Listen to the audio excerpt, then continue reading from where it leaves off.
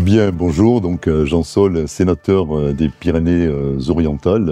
Je suis très heureux de vous accueillir au Sénat aujourd'hui dans cet hémicycle magnifique pour parler ensemble des relations toxiques et envisager des pistes pour l'avenir de toutes ces personnes qui malheureusement ont subi ce type de problématiques tout au cours de leur vie. Monsieur le sénateur, bonjour. Bonjour. Nous vous remercions d'avoir accepté cet entretien. Tout à l'heure, on parlait des relations toxiques, je vous expliquais l'ensemble du projet. Et vous avez soulevé un point qui est très juste et qui revient souvent, c'est qu'est-ce qu'une relation toxique? Pour vous, quand je vous parle de relation toxique, quel mot vous mettez derrière cette notion? Alors pour moi, une relation toxique, c'est une relation qui a forcément un impact sur le bien-être et puis sur la santé mentale, et ça peut même aller plus loin.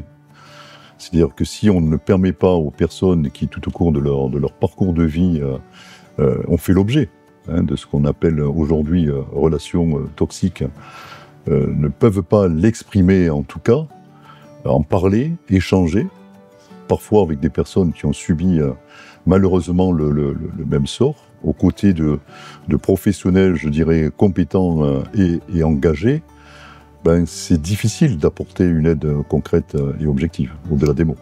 À votre avis, quelles mesures de sensibilisation et de prévention devraient être mises en place dans les écoles, dans les entreprises et dans la société en général? Bon, personnellement, j'ai la conviction que l'information et la sensibilisation sont fondamentaux, que ce soit à l'école, en entreprise ou dans les institutions professionnelles. Et je crois qu'il faut déstigmatiser aussi ces questions, parce que on a souvent parfois le sentiment aujourd'hui que les personnes, malheureusement, qui ont fait l'objet de ce type de relations toxiques ne souhaitent pas, pour des raisons qu'il faut respecter, en parler et vivre avec cela, parfois, malheureusement, tout au long de leur vie. Je vous expliquais tout à l'heure un récit qui m'a été rapporté d'une personne qui a attendu d'avoir 85 ou 86 ans pour exprimer auprès d'un professionnel de santé ce qu'elle avait vécu dans sa plus tendre enfance. Et donc, j'imagine les difficultés existentielles qu'a dû avoir cette personne tout au long de sa vie. On se sert, avec le projet Notox, du numérique pour aider les victimes, rompre l'isolement. Par contre, on en parlait tout à l'heure, vous avez mis en garde contre le cyberharcèlement. Est-ce que vous voulez nous dire deux mots là-dessus? Oui, le cyberharcèlement, c'est une lutte permanente au Sénat, comme à l'Assemblée nationale. Nous nous en préoccupons, c'est un certain nombre quand même de textes qui sortent en la matière, et je crois que nous avons un rôle fondamental, autant vous que nous, ce rôle d'information, de sensibilisation, de prévention en matière justement de risques que peut susciter ce cyberharcèlement, non seulement au niveau scolaire, mais on le voit particulièrement sur les réseaux sociaux aujourd'hui, ce qui fait quand même des dégâts. Qu'est-ce qui vous a poussé à vous engager particulièrement sur le sujet des relations toxiques, et quel message souhaitez-vous transmettre à ceux qui en souffrent ou qui souffrent plus généralement de problèmes de santé mentale? Écoutez, la santé, c'est toute ma vie professionnelle, donc il me semble que c'est une issue tout à fait normale d'une carrière professionnelle en santé au service des patients et des équipes que j'ai eu à manager. Donc j'ai la chance et l'honneur de travailler sur ce sujet au niveau du Sénat, en particulier au niveau de la commission des affaires sociales avec deux de mes collègues. Et puis je crois que le sujet est d'importance aujourd'hui et n'a fait que s'amplifier depuis la crise sanitaire, qui a été quelque part l'accélérateur, le détonateur de ce qu'on appréhendait déjà. Les problématiques en matière de santé mentale, je le disais tout à l'heure, ne cessent de croître. Ça touche tout un chacun, à tous les âges de la vie, quelles que soient les catégories socio-professionnelles, et qu'il est notre devoir aujourd'hui de s'en préoccuper. Et au-delà du constat et des observations sur lesquels, je pense, nous trouvons un consensus, c'est d'être force de proposition. On se rend compte aujourd'hui que les moyens... alors, il y a un budget qui est mis à disposition de la santé mentale, de la psychiatrie aujourd'hui. Il ne faut pas dire qu'il n'y a rien, mais peut-être qu'une réorganisation et des priorités doivent être, à mon avis, identifiées pour qu'on puisse mettre en face un plan d'action, en les priorisant bien évidemment ces actions, en fait, pour améliorer, alors je ne sais pas si on va tout régler, mais améliorer en tout cas le bien-être et la santé mentale de nos concitoyens. Avec des initiatives comme relationstoxiques.fr et votre travail au Sénat, comment voyez-vous l'avenir des victimes de relations toxiques dans les prochaines années ? Alors, je ne suis pas de naturel pessimiste, vous l'avez compris, donc je pense qu'il faut poursuivre ce travail, il ne faut pas se limiter à cette plateforme numérique, je crois qu'il faut s'adosser aux professionnels de santé. Il faut, à mon avis, aussi s'adosser sur tous les dispositifs qui existent aujourd'hui. Nous évoquions en audition le sujet notamment des CMP.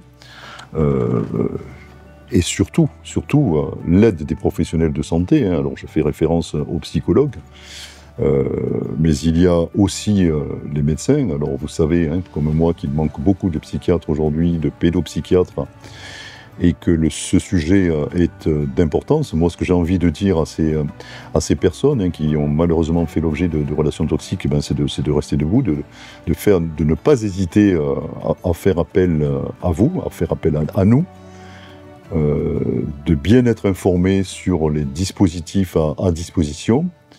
Et je crois encore une fois, et là il faut que nos efforts convergent vers la déstigmatisation de ces parcours, parce que, au risque de me répéter, beaucoup ont du mal aujourd'hui encore, malgré toutes les possibilités qui leur sont offertes, à s'exprimer sur des sujets qui touchent à l'intime, à leur vie personnelle. Ils ont une famille, la famille n'est pas non plus souvent au courant, et ils gardent tout ça. Donc il faut bien leur dire qu'il est possible, ne serait-ce que d'en parler. Alors, les solutions miracles, elles n'existent pas, à mon sens, mais déjà le fait d'en parler, d'être accompagné, d'être, réassuré, doit leur permettre en tout cas de mieux vivre ces parcours. Et en tout cas, c'est l'objectif, je crois, vers lequel nous devons tous tendre. C'est un travail collectif, je veux dire, c'est l'affaire de tous. Comment est-ce que vous y prenez pour faire une vraie différence en tant que sénateur ? Je crois que c'est déjà faire preuve d'une certaine humilité, de charisme, et puis d'être vraiment dans la proximité. Alors, c'est pas parce qu'on est sénateur qu'on a une baguette magique et qu'on règle les problèmes. En tout cas, tous les problèmes au fil de l'eau, ça se saurait. Néanmoins, c'est la conception que j'ai de ma mission, c'est d'apporter une aide quand on peut le faire. Quand on ne peut pas, il faut avoir ce courage, cette franchise de dire je vais essayer, mais je ne vous garantis pas le résultat.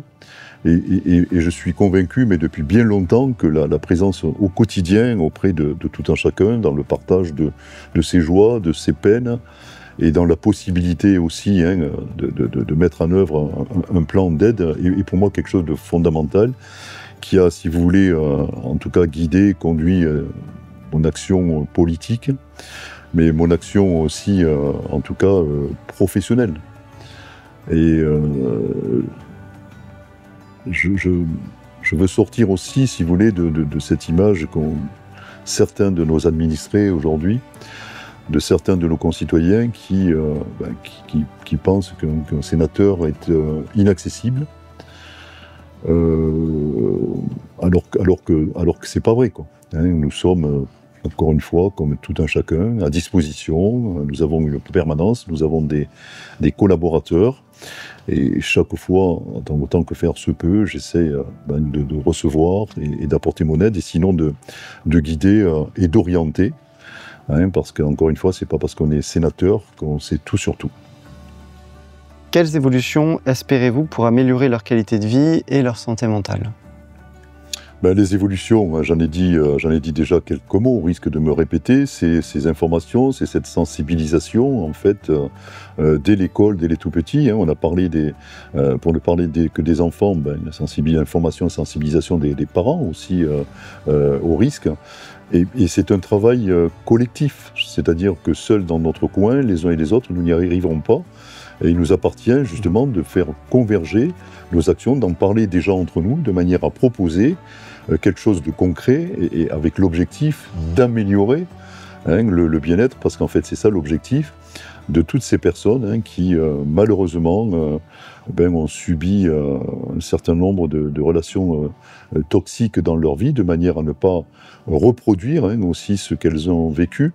Et puis un élément dont on n'a pas parlé mais qui me semble fondamental, c'est celui aussi de s'aider à côté des professionnels de santé, des personnes qui ont vécu ces parcours et qui sont à même aussi de pouvoir échanger avec d'autres, partager et trouver ensemble des solutions, parce que, encore une fois, la voie législative et réglementaire ne sera pas, à mon sens, la seule piste de réduction de tous les maux. Nous vous remercions d'avoir accepté cet entretien. Et puis, je vous souhaite bonne chance pour la fin du rapport, donc qui aura lieu dans 2 mois a priori, c'est ça? Alors, le rapport, si tout va bien, si tout se déroule comme on le souhaite, nous le remettrons, donc nous le présenterons en commission des affaires sociales, je pense, fin juin.